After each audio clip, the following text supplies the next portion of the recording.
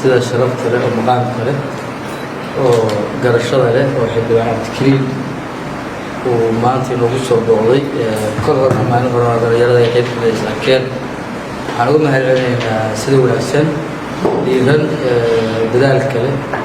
mar walba uga warqabaya dhalinyarada inta aan joognay maskaxdiisa uu ku tahmiyey in mataqaanaa dhalinyarada iyo xaaladooda ka warqabo maanta uu nala joogo asagoo aad arki doontaan dhiirigelintiisa qayb ka mida maanta arki doontaan aad baa uga mahadcelinaynaa xildhibaan cabdikariim ilaahay subxaana watacaala ugu rajeedaya xilka uu raadinaya hadduu khayr yahay allaha siiyo hadduu shir yahayna allah ka baqo soo dhaweeye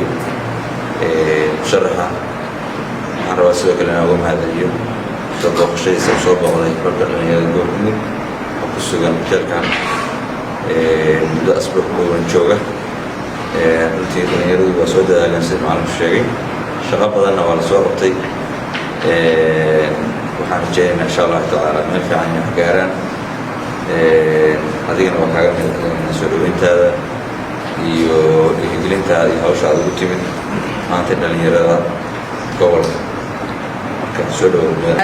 caasimada puntland farxad bay noo tahay in maanta ay soo booqatay dhalinyaradii oo adoo ka mid ah gobolka mudug ka soo jeeda haddana garow jooga inaa ogsoon tahay inaad ka mid tahay dadka ogsoon in dhalinyaradii ay yimaadeen magaalada garow iyagoo isla markaasi ay ku ciyaarayaan magacii gobolka insha allah dee xilkaa rajaynaysidna dhal culimo ah waxaan leeyahay ilaahay ha kuu rajeeyo waana kaaga mahadcelinaynaa mar labaad iyo mar saddexaad in dhalinyarada aad soo booqatay in dhalinyarada la soo booqdo ama moralka loo dhisana waajib la saaran weeye mid la isku ammaanaya maahan sababtoo waxay ku ciyaarayaan magac weyn magacii gobolka dee had guusha moogtahay banoonigu waa cadaan iyo madow haddii ay koobkaas qaadaan oo ilaahay ku aadiyana kumanaan baa farxaysa marka in iyaga laga farxiyo waajib aad iyo aad baa u mahadsan tahay musharax cabdikariim insha allah waxaa kuu rajeynayaa xubintaasi ugu yaraan 500 haddaysan ka badnayn oo qof baa isku ceyrsanayay waxaa kuu rajeynayaa insha allah inuu ilaahay kuu fududeeyo hadday khayr kuu tahay dadkaa badanoo waa ka warqaba xaafadda isku ceyrsanayana inaad ka mid noqotid labada xubnood oo meeshii hal dadkii hanan lahaa aad baa u mahadsan tahay cabdikariim musharax xildhibaan dowladda federaalka soomaaliya uga mahadcelinaynaa taageerada iyo dhiirigelinta oo dhalinyarada gobolka mudug xulka gobolka mudug uu keenay runantii taas waxay noo muujinaysaa ama ay noo tusaale fiican u tahay in uu yahay nin dhalinyarada iyo jiilka hoose u dhimrinaya nambaa maamulka intii noo yimaadaan xildhibaan iska qaata waxay yihiinna garan mayno waxay dhalinyarada kusoo celiyaan ma aragno degaan ay wax u qabtaan ma aragno dad waxaan u malaynaynaa waxa weeye iyagu garaasa u taga meesha shaqo iyo wax noocaasay garaasa danahooda laakiin qofka xildhibaanka waa qof adeegaha bulshada weeye inuu bulshada ku soo noqdo inuu bulshada u dhibriyo markuu raadinayana uu bulshada ku xisaabtamo waxa uu kaalinta ka soo qabtay ama siduu u taageeray ama siduu ugu dhibriyey ama siduu u garab galay baahiyaha bulshada iyo nooc kastaba haato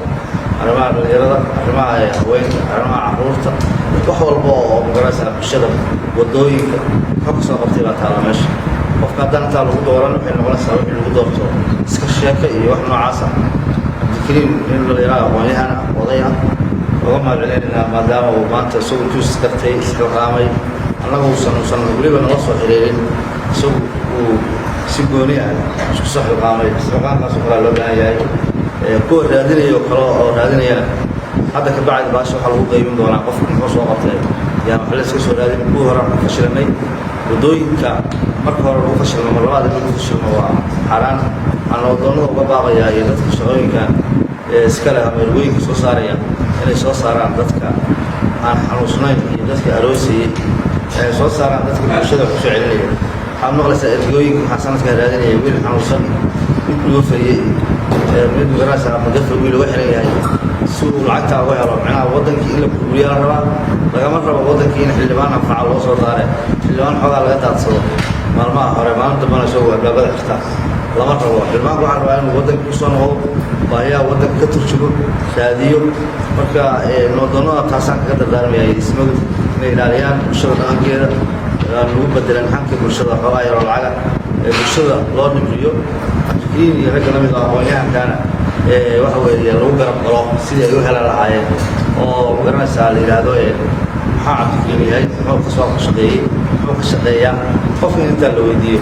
qof in maalin walba qabiil inta lagu taageero aan meel macnaha aan keenin kuwa hadda inaga horreeyo hadda triibka inoo joogo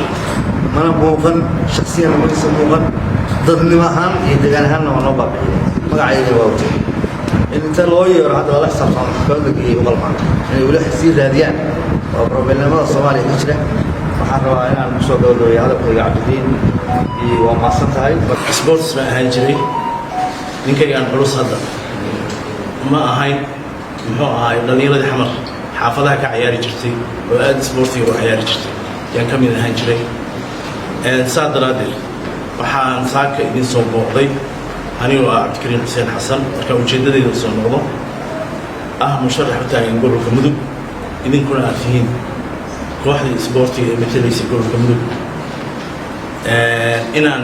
halkaa isku abtirsanno gobolka mudugna isaga abtirsanno cidda aan u sharaxnahay haddii aan xil helo iyo haddaan waayaba ama aan ka tirsanahay waa tiimamkiina waa dhallinyaradiinnan waxaan rajaynayaa marka waxaa idinku imid maadaama aad guulaysateen gooshii ugu horreysay markii ay dhalatay iyo tii labaad intaba iyo markii cayaartu ay dhammaatay waxa weeye aad baan ugu farxay marka intaasaa waxay ii keentay in aan idiin imaado oo aan motivation ama dhiirigelin yar oo aan macno lahayn aan idinkala qayb galo aan saaka idinla wadaago waxaan kaloo idiin ballan qaadayaa haddaa afarta u soo baxdaan inaan mar laba idinku soo noqdo haddaa koobka qaadaanna taas waxaa weeye iyadoo aan koobka xambaarsannahay oo aan si fiican idinka mid ahay yaan gobolkooda aadayna haddii gabagabadiiba ku mahadsantihiin inaad igala qayb gashaan barnaamijkan igu taageertaan ii timaadaan aad baan idinku mahad celinayaa berrina waxaan idiin rajaynaya berri soomaa ciyaarta berrina waxaan idiin rajaynayaa inaad qoladaas boorsooyinka usii xirxirtaan